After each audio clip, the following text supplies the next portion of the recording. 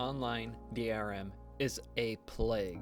Imagine you get home, boot up your game system, click on that new game you just bought at full price, and not only does it have an update, it also lets you know the servers are down for maintenance and prevents you from booting into the game actually at all from playing any part of it.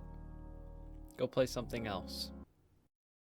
The gaming landscape and industry is much different than it was years ago. We could just plug the game in and play it. I'm sure all of you have heard by now, but a refresher for those who don't.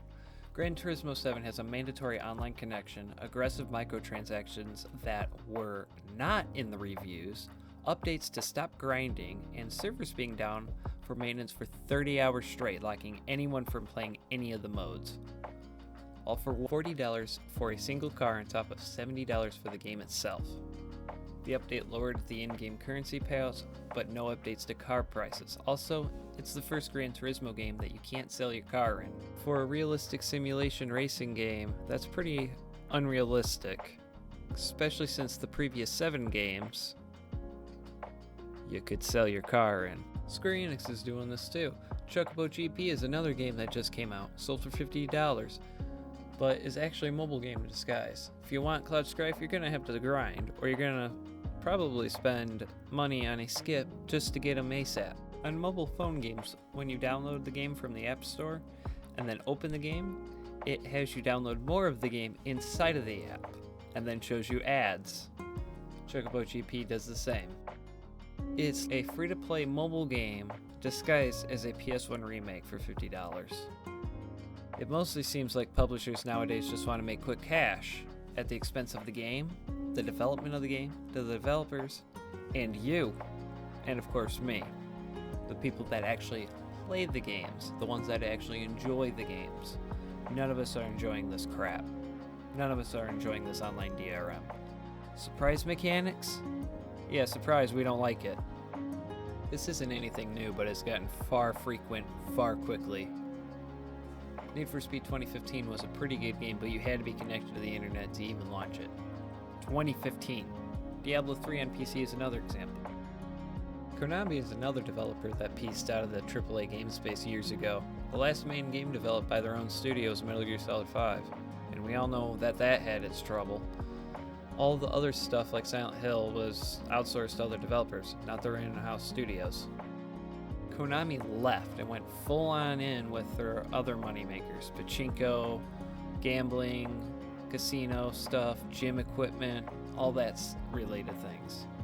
In fact, they even jumped in on the scam-infested craze earlier this year with NFTs, with Castlevania's 35th year anniversary.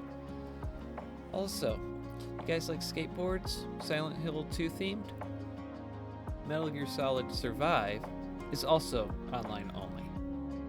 When the Xbox One was first announced, they tried getting rid of used games. They tried making it mandatory online only.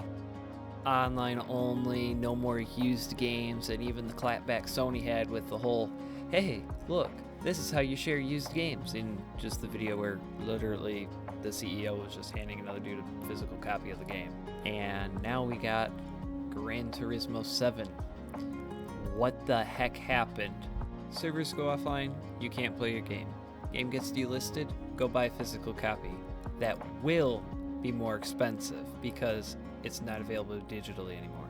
So what about games that are live service that get delisted? Gran Turismo 7 has licenses from car manufacturers, so most games that have real cars licensed for use usually get delisted. Need for Speed 2015 has no microtransactions or paid DLC, only free content as updates. So why is this online only? Cheating? What will happen to these games when the servers go down?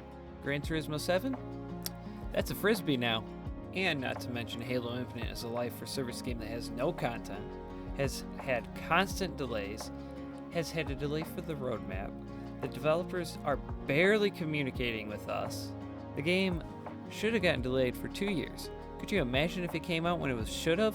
But hey, the microtransaction store works completely fine, right? Although to be fair, Halo's actual gameplay loop kind of works. Call of Duty has been the same game reskinned every year here at this point. And Battlefield 2042? Oh, that was a complete disaster. Even the Xbox Series S and X require a mandatory internet connection to even set up, and need a smartphone. No internet activate? You just wasted $300 to $500.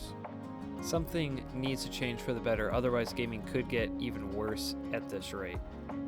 It's already gotten pretty bad, and it's just getting worse. DRM isn't about piracy, it's about control over your wallet, your time, and you. This is Bio signing off.